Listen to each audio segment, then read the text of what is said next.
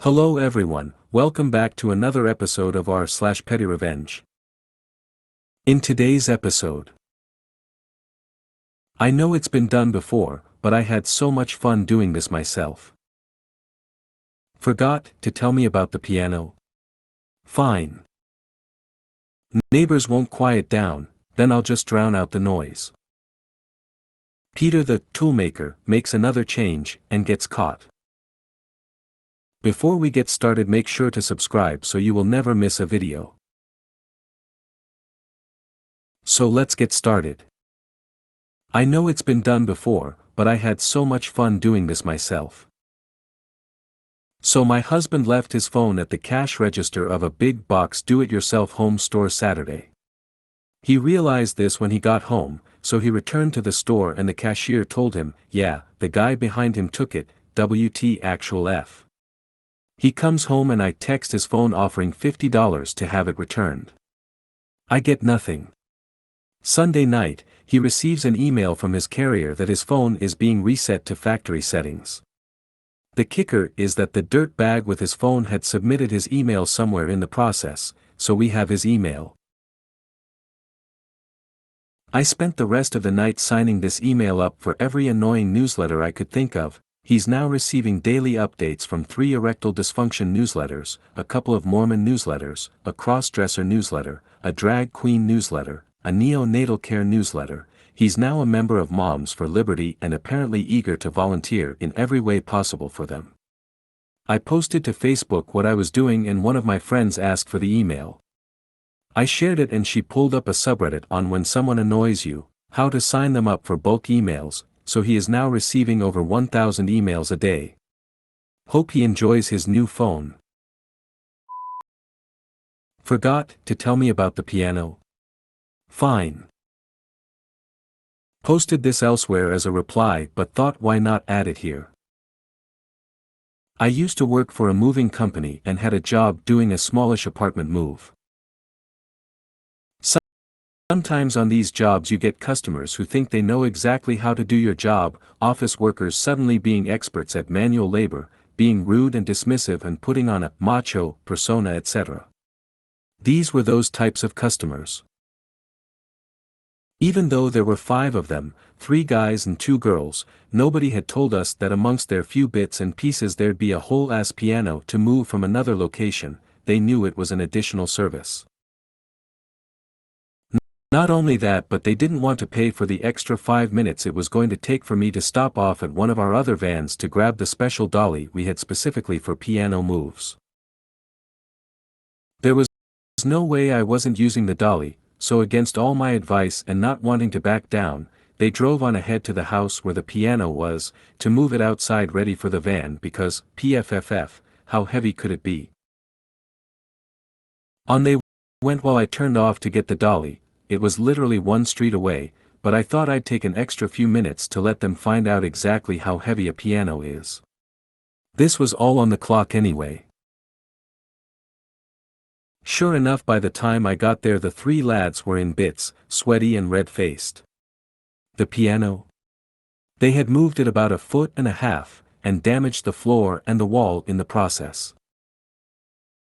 I put down the dolly, got the piano up onto it in a few seconds, strapped it up and wheeled it out the door. They didn't say a word when it came to unloading the piano at the destination. Neighbors won't quiet down, then I'll just drown out the noise. This was a few years ago when I was in nursing school. I moved into an apartment and learned pretty early on that the walls were thin. Therefore, I tried to keep the noise to a minimum, especially after 10 p.m. My neighbors weren't as thoughtful. At this time I was working full-time and going to school full-time. So I averaged 16 to 18-hour days most days of the week. During the day, I found it annoying to hear them yelling and playing music, but it wasn't their fault the walls were thin. So I invested in earplugs so I could concentrate when studying, etc. The issue was, the noise continued into the early hours of the morning. Sometimes going on until 3 to 4 a.m. Doors slamming, music blaring, conversations being yelled from upstairs to downstairs, unnecessarily loud sexual activity, etc. I dealt with this for weeks. Buying more expensive earplugs, sleeping downstairs. It was the person I shared walls with that seemed to be the loudest, but I could still hear a lot down there. After a few weeks I left a nice message on their door explaining that I was in school and working full-time and requested for them to try and keep the noise down after 10 p.m. This was to no avail. I even resorted to banging on the walls when I was desperate enough and filed a noise complaint through the complex. Finally one night I got home around 11 p.m. after having class and then going to work. While I approached my door I could hear loud music blaring and I immediately started crying because this was the 4th day in a row I had averaged a 16-hour day and I had one more to go and knew I wouldn't get any sleep. I stayed up until around 3 a.m. trying to take advantage of the fact I was up by studying but of course couldn't. That's when I got my petty idea. I had a MacBook with over 3,000 songs. Because LimeWire LOL, I listen to all kinds of music. Rap, R&B, pop, rock, techno, gospel, classical and some pretty obnoxious sh*t that I just liked LOL. I woke up around 6 a.m. and synced my Mac to my speaker. I got ready for school and right before I left I turned the speaker to full volume and hit shuffle.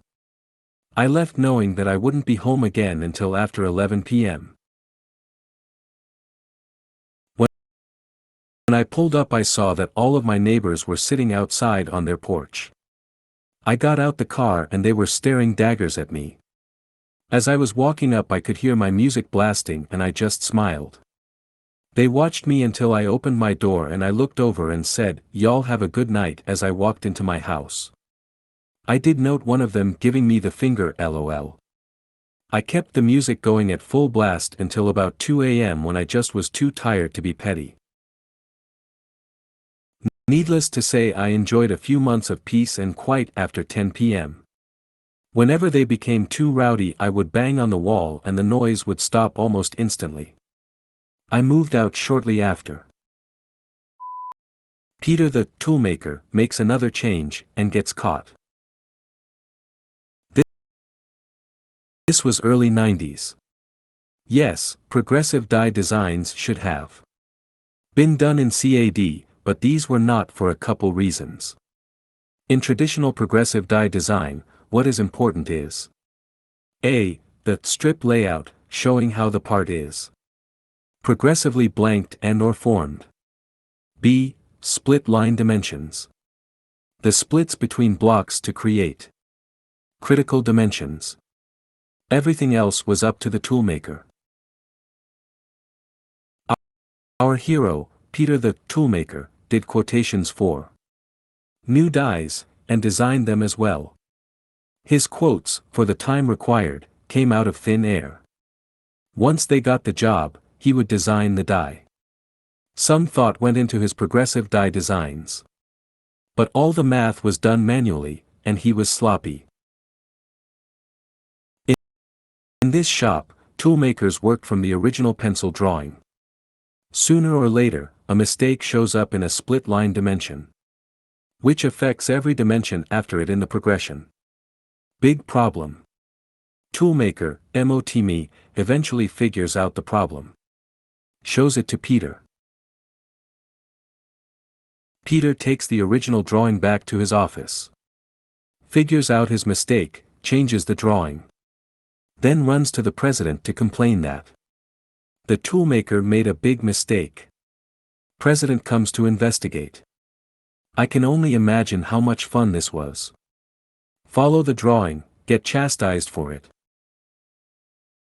After this happened a couple times, the toolmakers started photocopying the original drawing, and hiding their copies. Because they knew it was going to happen again. Sooner or later, there is another problem. Peter takes the original drawing back to his office.